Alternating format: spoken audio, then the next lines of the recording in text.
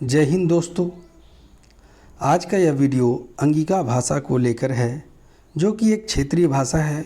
और इस वीडियो से जो मैं आपको बताऊंगा, उससे आपकी अंगिका भाषा को लेकर के जो भी क्वारियां हैं, जो भी समस्याएं हैं, वो दूर होंगी।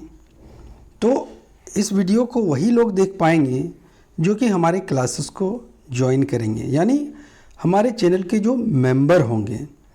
तो अगर आप इस वीडियो को देख रहे हैं तो इसका मतलब ये हुआ कि आपने हमारे चैनल को ज्वाइन किया है।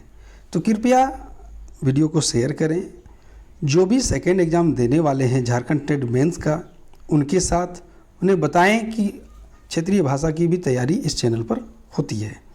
तो चलिए देखते हैं, पहला क्लास है ये, अंगिका भाषा की प्राचीनता। जब भी कोई भाषा की बात होती है, हमारे मन में ये विचार आता है कि ये भाषा कितनी प्राचीन है, कहीं नई तो नहीं है या पुरानी है। अगर पुरानी है तो कितनी पुरानी है। तो ऐसे ही इस भाषा को लेकर भी हमारे मन में विचार आते हैं। पहले जो समय था, पूर्व समय में इसे अंग लिपि के समान बताई गई थी।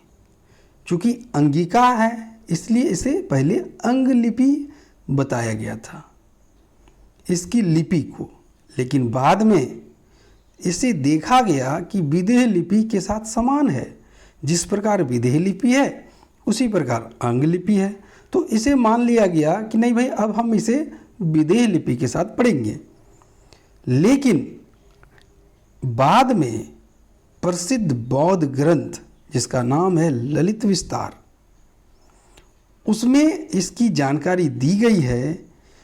क्या जानकारी दी गई है कि यह जो अंगिका लिपि है, अंगिका की जो लिपि है यानी अंग लिपि, वो ललित विस्तार जो ग्रंथ है उसके चौथे स्थान पर लिखी हुई है। फिर बाद में ये भी उन्होंने लिखा ललित विस्तार में कि चौथे स्थान के बाद 40वां स्थान जब आया, उसमें ये चर्चा किया गया कि इस अंग लिपि के स्थान पर विदेह लिपि आ गई। मूल बातों में हम आपको कहें तो ललित विस्तार नामक ग्रंथ जो कि बौद्ध ग्रंथ है, उसमें ये बताया गया है कि अंगिका भाषा अंग भाषा की लिपि में थी, यानी अंग लिपि में थी, और इसकी जानकारी चौथी स्थान पर है। अब बाद में आएगा तो 40वां आएगा। तो 40वें स्थान पर यह कहा गया कि अंग लिपि से हटा करके इसे विदेह लिपि में कर दिया गया है। चलिए और कुछ जान लेते हैं। अभी प्राचीनता जो हम बता रहे हैं आपको, अंगिका भाषा की कितनी प्राचीनता है, कितनी प्राचीन है, कितनी पुरानी है, वही चल रहा है। अंगिका आंदोलन के पूर्व कुछ भाषा विशेषज्ञ आए जिन्होंने अंगिका के लिए आंदोलन किया। उसके पहले अंगिका कैथी लिपि में लिखी जाती रही थी। अब देखिए कितनी लिपियों को प्रमाण मिला। पहले था अंग लिपि, फिर बाद में आया, ये देखिए, पहले था अंग लिपि, फिर बाद में क्या आया, विदेह लिपि। अब क्या आ गया, कैथी लिपि। फिर से समझिए, पहले अंग लिपि, फिर विदेह लिपि, और अब क्या, कैथी लिपि। ये कब की बात है? ये अंगिका आंदोलन के पहले की बात है। लेकिन 18वीं शताब्दी में एक काव्य लिखा गया जिसका नाम था विषहरी लोक गाथा काव्य, जो कि आज भी भागलपुर में है। और यह काव्य कैथी लिपि में लिखा गया है। और आज भी भागलपुर के चंपानगर, जो कि एक जगह का नाम है, वहाँ पर एक विषहरी मंदिर है, उसमें यह काव्य मौजूद है। और वह काव्य लिखा गया है कैथी लिपि में, और जिसमें अंगिका भाषा का जिक्र किया गया है। ये हमने देखा अंगिका भाषा की प्राचीनता को। अब क्या हम ये मान लें कि अंगिका भाषा एक संपूर्ण भाषा है? तो कोई भी भाषा को तुरंत संपूर्ण भाषा नहीं माना जाता है।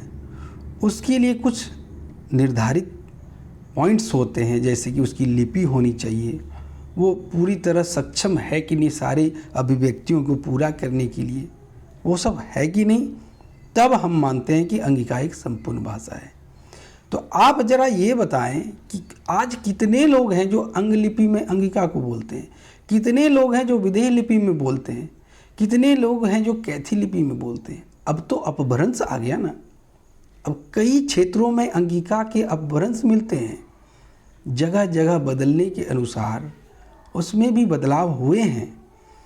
इसलिए आजकल अंगिका को देवनागरी लिपि में लिखा जाता है। तो अगर हम कहें कि आधुनिक समय में अंगिका किस लिपि में लिखी जाती है, तो वो है देवनागरी लिपि। अब देवनागरी लिपि में क्या क्या आता है? हिंदी आता है, गुजराती आता है, और संस्कृत आता है, और अंगिका आता है।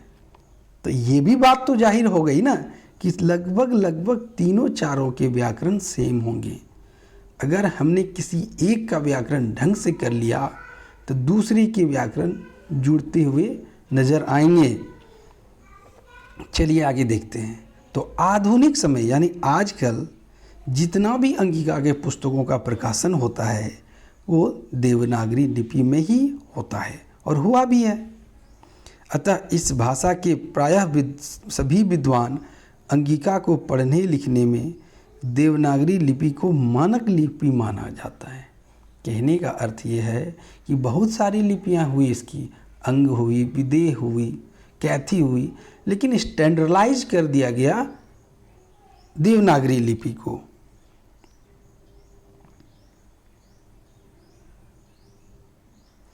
अंगिका भाषा की प्राचीनता के आधार पर यह माना गया है कि भाषा के विकास के क्रम में यह अपनी शैशव काल को पार कर हिंदी व्याकरण के सहयोग से, देखिए बच्चा का उम्र इसका पार हो गया और अभी यह किशोरावस्था में है। किसके सहयोग से किशोरावस्था में आया? ये आया हिंदी व्याकरण के सहयोग से।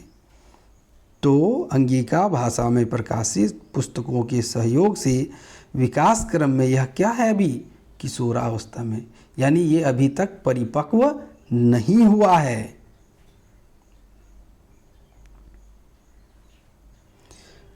अब हम देखेंगे अंगिका भाषा की उपबोलियाँ।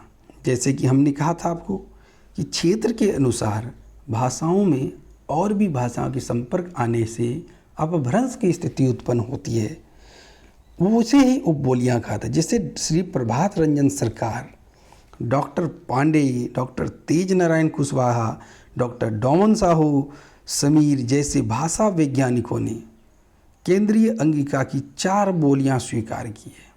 केंद्रीय अंगिका की 4 बोलियां क्या क्या है? धर्मपुरिया, जो धर्मपुर क्षेत्र में अंगिका बोली जाती है वो धर्मपुरिया कहलाती है।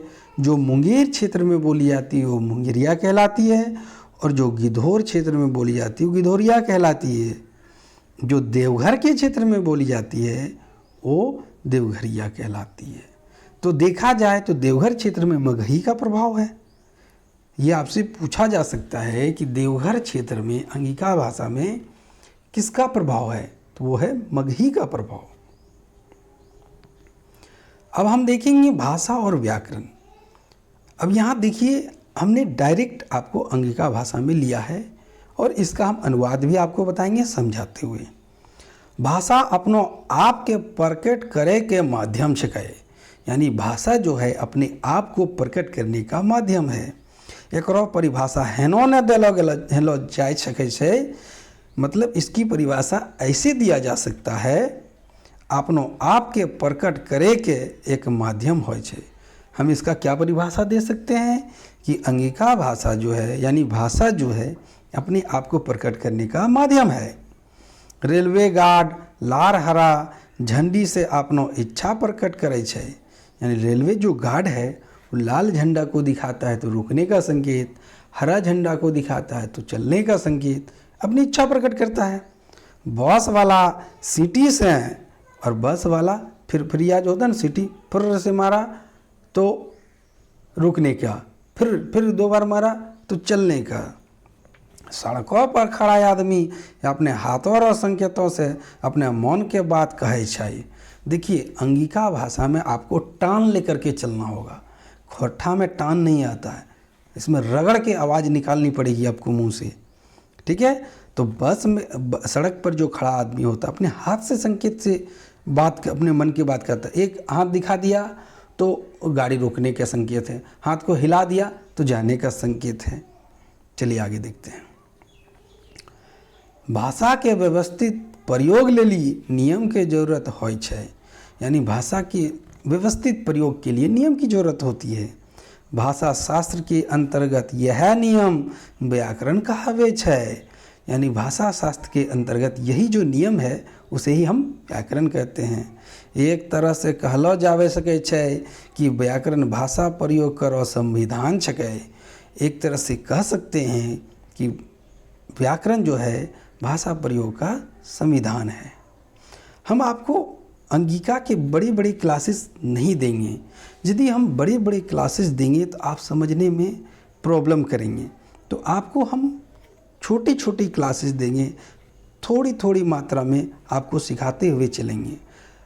इस चैनल पर आपने भरोसा दिखाया है तो आपको सारी क्लासेस मिलेंगे, हर सब्जेक्ट के क्लासेस मिलेंगे जो आपके सेकंड एग्जाम में पूछे जाएंगे। हम आपको एक क्लास दे करके बोर नहीं करना चाहते हैं, सारे क्लास मिला करके देंगे तो आपकी सारी क्लासों की तैयारी होती रहेगी। चलिए देखते हैं। अब देखते हैं अंगिका भाषा में वर्णमाला। सीधा शब्द में कहलो जाए तो अंगिका भाषा रो लिखे के कुछ नियम छै जे नीचे देल गेल छै। सीधे शब्दों में कहें तो अंगिका भाषा के लिखने के कुछ नियम हैं जो नीचे दिए गए हैं। पहला नियम, अंगिका भाषा में री के प्रयोग न के बराबर होय छै, यानी अंगिका भाषा में री का प्रयोग नहीं के बराबर में होता है, बल्कि इसके बदले में, पहले मैं आपको पढ़ के सुनाता हूँ। ज़्यादातर लोग एकरो बदला में री के प्रयोग करे छै, जना कि हिंदियों में होय छै। देखिए, ज़्यादातर लोग इसके बदले में क्या करते हैं, रोहर्षि का री या रौद्री का री, जैसा कि हिंदी में भी कभी कभी हो जाता है। जब हम सुरती लेख लिखवाते हैं बच्चों को तो रीन कहेंगे तो रोहर्षि का रीन लिख देगा, रोहर्षि का नो रीन लिख देगा। तो यहाँ पर री के बदले में हम रोहर्षि का री या रौद्री का री का प्रयोग करते हैं।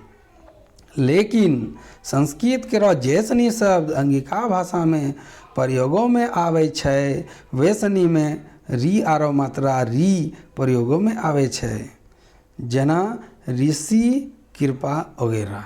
यानी कि संस्कृत के जो शब्द हैं, संस्कृत के शब्द क्या होते हैं, तत्सम। ऐसे शब्दों के लिए री का प्रयोग, ये मात्रा री है, ठीक है, ये मात्रा वाला री होता है, जैसे कि यहाँ पर है ये वाला वही वाला है। तो ये संस्कृत के जो तत्सम शब्द होंगे उनमें हम री का प्रयोग करेंगे। लेकिन वैसे शब्द जो तत्सम नहीं है, संस्कृत के शब्द नहीं है, उनमें री का प्रयोग के बदले में रोहर्षिकार या रौद्रीकार करेंगे। ठीक है, आगे बढ़ते हैं।